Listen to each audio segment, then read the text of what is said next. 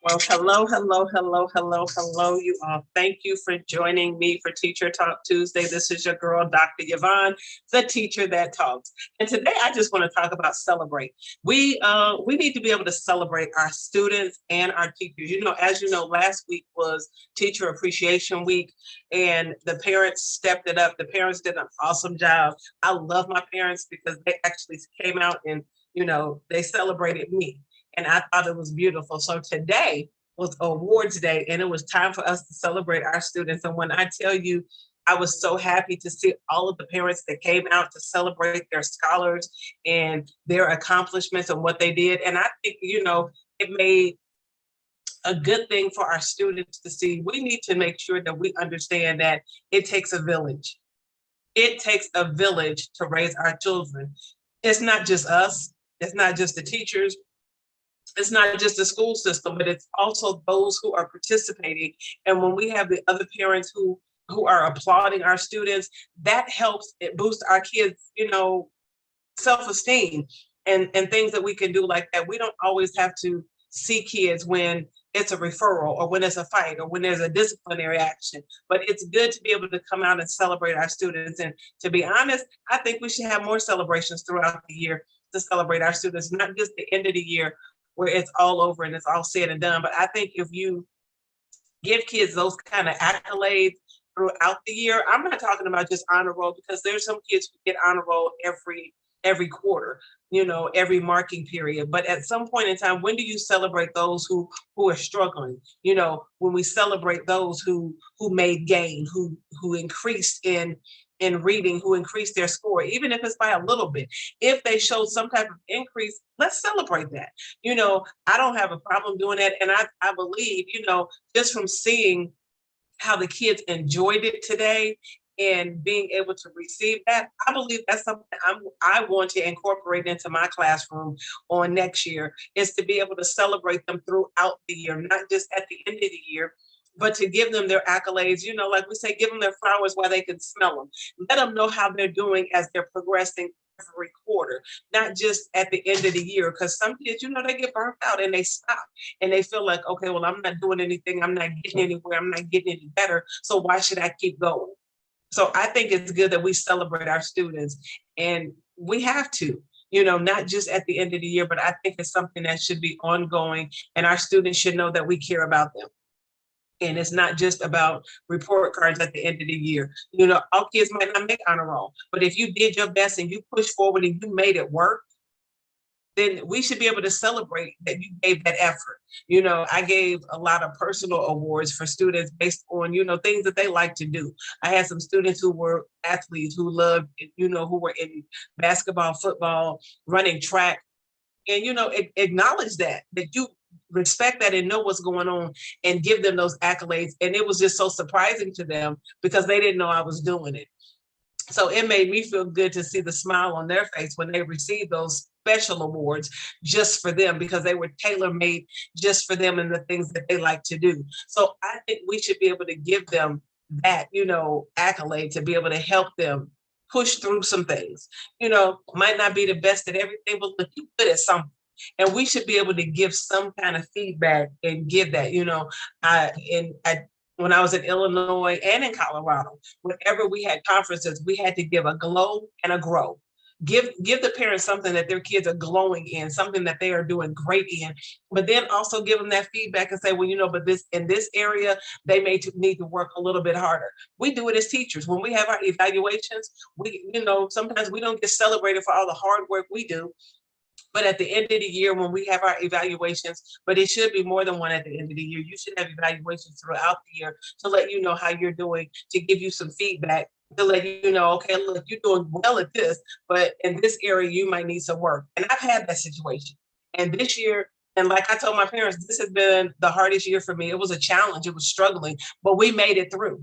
We pushed through and we made it happen. I made sure that they got what they needed. They might not have liked the way I did it. They might not have been used to me, but I did it in love. And there some things I could work on? Of course. There's always something you can work on to do better. And I've learned some things that I can do better for next year. So I am ready to end this year on a high note. We have some other celebrations coming up, the end of the year party where we get to have fun with our kids and our students. And, I've never cooked for my students, and I love cooking. You can ask any students who I've had in previous years in Illinois and Colorado. We had a cookout. We cooked sometime somewhere along the year. Usually at the end of the year, I did a barbecue where we cooked outside, and the kids loved it. They enjoyed it because you put a part of you into that. You let them know that you're human, and you share that part of you with them to make them feel comfortable. I would love to do that at the beginning of the school year. Have a feast for my students when they come in. Be able to share with them and get to know them, and we can just sit down and chit chat, chill, and get ready for the year and to work some things out. Because I don't look at what kids did from the previous year. What you're doing when you come in with me is where we start. Of course, I have to look at data. I have to look at scores to see where they are and what they need. But a lot of students perform better in the classroom than they do on those tests. I know for a fact because I perform better than I do on the test. I'm just keeping it real. And if I can understand that that's how I learned, then I can understand and I can empathize and sympathize with my students and them being able to get to that point. But we have too many teachers who don't share themselves with the kids to let them know that they're human. We are human. We have errors. We mess up. There's some things that we're not good at. We might need some more work on. I'm good with that. And I understand that. And I understand that students don't do well on tests. Sometimes, I want to be able to incorporate some more projects for our students to be able to have some hands-on situations where they can actually put some work into it. Your final assessment shouldn't always be a test. Your final assessment to assess if you've mastered the task should not always be a paper pencil test. It should not always be something on the computer. Create something. Show me that you know what you're doing, because that's the way I am. I can show you better than I can tell you. A lot of people weren't sure about me. They weren't sure about what type of teacher I was. And, they didn't get me. It was all kinds of stuff. But like I said, let me get in here and do what I do. And I can show you better than I can tell you what type of teacher I am. I'm very concerned about my students. I got into teaching because I had a concern for students because of the way I came up and the way school was for me. And I had an advocate for me.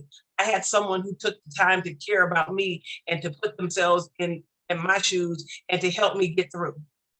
But, we have to be able to do that at all times. And I love my students, and I hate to see them go. I felt like I've created a bond with them, some of them better than others. But, that's life.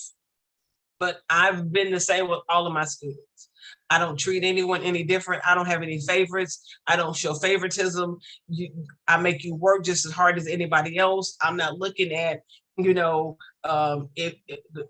look at if there's a disability, but I don't focus on the disability, because we get so accustomed of dealing with accommodations and disabilities that we lose sight that the child can actually learn. So yes, I'm going to hold you to a higher expectation, and I'm going to push you even with your accommodations. And if I see that it's too hard, then I can pull back. But at the same time, I'm not going to baby you and pamper you and make you just think, oh, I need help all the time and I need you to sit here and do this. No, we've got to break those chains, and we've got to wean our students off of that so they can move and go to that next level so they can shine, so they can be able to explore and be the best that they can be. Of course, if you need assistance, give it to them.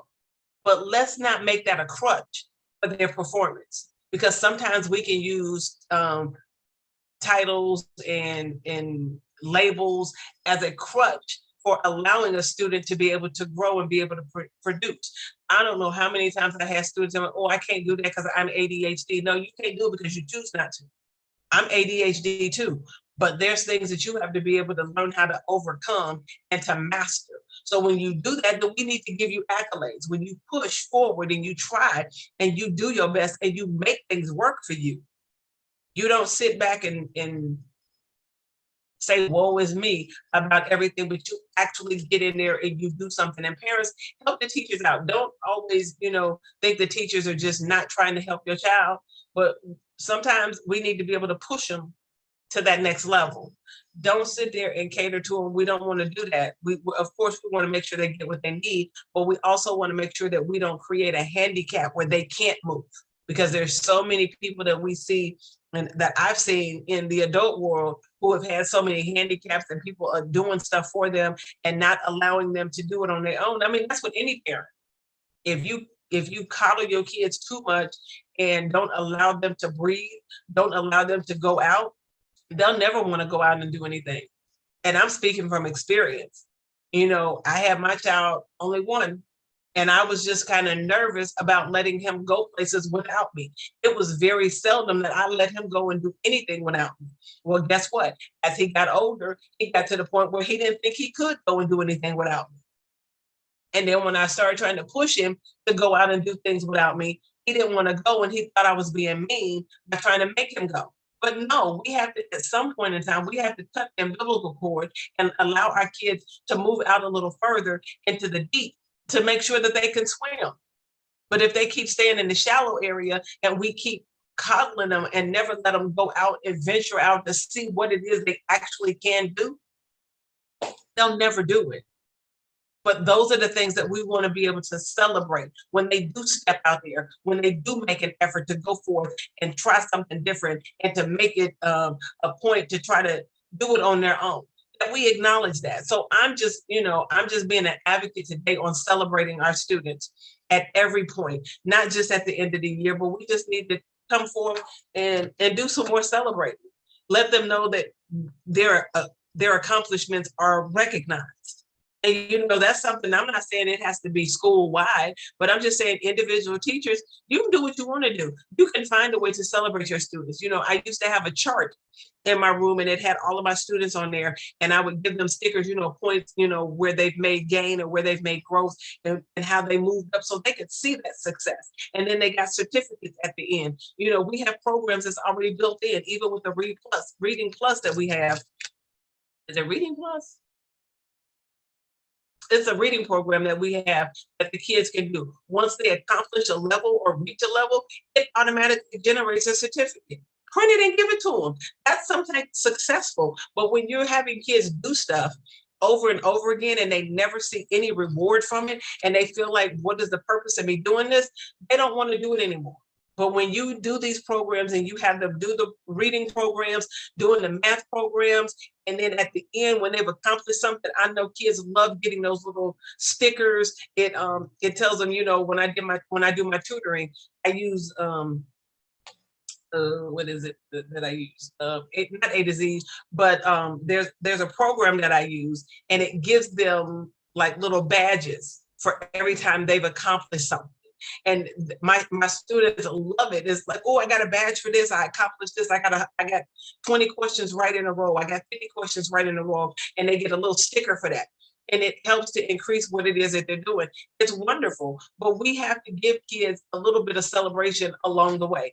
It can't just be drill, drill, drill, drill, test, test, test, drill, drill, drill, test, test, test without any accolades. So we have to stop and learn how to celebrate our students in increments. Don't just wait till the end of the year to celebrate them. They're doing stuff all year long. So we need to learn how to celebrate them all year long. I love celebrating my students. So if you love celebrating, teachers, help out with the teachers, parents, help the teachers to let them know. I don't mind sending you out an email and saying, look, kids have done this, and we're gonna have a little small award ceremony. I don't know. They may not let me do that because that means you have to come into the building. But there are some things that we can do. I can take pictures. I can set them up. I didn't get to set up my dojo this year things I just hit the ground running. But next year, all of that stuff will be set up, and I can be able to take pictures and do like a board ceremony in my classroom periodically, and take a picture of that and send it to you in Dojo, so you can see that your kids are actually making progress. So those are small things that we can do just to give them, a pat on the back and saying, "Hey, job well done, good for you, thank you, glad you did it, proud of you," and keep it moving instead of, "Oh, they didn't do this today." Get the good with the bad. I don't like being a teacher that the only time you hear from me is when there's a problem. I want to be able to call and say, "Hey, look, I'm calling and letting you know that, this is what they're doing well, but these are also some things we need to work on." That stuff I'm used to doing, setting up, check-ins, not just during grade report time, not just during parent teacher conference time, but when I was in Colorado, we had to do it every 3 weeks. I think it was every 3 weeks. Yeah. So every 3 weeks, or no, we had to do it every week. I take that back. We had to do it every week. We had to call and give a report to parents on how their kids were doing. But now you have to take into consideration that at that point in time, I was teaching in an alternative middle school, and it was only 12 kids in the middle school total, 12 total. So it was easy to do that every week because they all had a homeroom teacher. So I didn't have to call all of them every week, but we did that. Now with the large classes that I have, maybe every 2 weeks or every other week, I will do a different class. But just to give you some feedback so you'll know that I'm there. So to give you something to celebrate with your kids every week or every other week, there's something that's going on. Kids need that. It's not always, "Oh, I didn't do well on this, I didn't do well on that, and I need help with this, and I need help with that." Well, what are we doing well? So we just need to take time out to do the little things to be able to celebrate our kids every now and again. I like giving out treats. So, maybe it'll be, you did an award with a little sucker stamped on it, a free ice cream cone from McDonald's, a coupon stuck on there, things that I can do. That's easy. And people love giving to kids. People love giving to kids. Don't get it twisted. They love giving to kids and to give free stuff because they can write it off. So, make those donations if you want to donate some things for awards days or just to celebrate students. They love chips. They love the little, juice boxes and things of that nature. So, just a little something. It doesn't have to be anything big that we can do, but just a little something to celebrate them with being able to say, "Okay, you made growth, you made gains, we did this, we did that," and keep it moving. So those are things I love to do, even during testing with REN 360. I think there should be some kind of accolades to let them know where they went and let them know what their goal is and how to accomplish that if they accomplished it, and let them know, "Good job, let's keep going, let's keep moving," because that test is just based on growth and where you should be in 3 increments: the beginning of the year, the middle of the year, and the end of the year. So kids should be making gain, and they have projected scores that they should have throughout the year. So if we can help celebrate our kids and let them know this is where you are right now, and this is where we need to get to, and this is what we're going to strive for, and then we can celebrate them when they hit that mark, or if they don't hit it, we can encourage them to be able to move forward to get to it. And I remember in Colorado, we did it. We had a little chart. I created it, and I can do it again. Created a chart where if they increased by 2 points, they were able to get, a candy. If they increased by 4 points, they were able to get a candy and a chip. If they increased by 6 or more points, they were able to get, a candy, a chip, and a juice. So there were things that we did and then we put in place to help the students stay on track to know, okay, look, when we do this again, I got to make sure I'm doing stuff in between time to reach my goal. And I literally had kids who knocked it out the box. It got to the point where they were getting that and they were getting all the treats. Then I had to give them something different. So then I went out and got movie passes. Well, if you get this number, because some of our kids can make gains of 20 points. If you can get 20 to 30 point gain, I'll get you a free movie pass. Those things are incentives to help them want to move forward. Or we had bigger things. We had CD players. We had Amazon gift cards. We had a lot of stuff, that we gave out to our students just for them making gains. So you have to make them want to work. And I'm not saying bribing kids, but it's celebrating them. If you can achieve this, then we can give you this. We do it at work. When we achieve stuff, when we go to school and we achieve certain things, we get rewarded for that. So why can't we do that for the kids? It's a part of reality. We need to understand and keep them going and motivating them to know that, have better ethics. I talked about ethics last week, having the work ethic to do what you need to do, even when nobody's watching, to do what you're supposed to do because you know to do it. So that all goes into being rewarded. We shouldn't always, just talk about, oh, they not doing this, they not doing that, kids not making this forward. But how can we reward them to do better? How can we reward them and celebrate them to be able to do the things that we need them to do? It's all good, but we got to make sure that we make it work for them. All right. Okay. Y'all know what? That's all I wanted to talk about is just coming in and celebrating our students. We need to be able to celebrate them. So help us celebrate them. And next year, we're going to get this thing right and we're going to do it right. But until then, this is your girl, Dr. Yvonne, the teacher that talks. Y'all have a blessed one. Good night. Tuning in. We hope you've enjoyed Teacher Talk Tuesdays with Dr. Yvonne. Tune in next time for more incredible stories.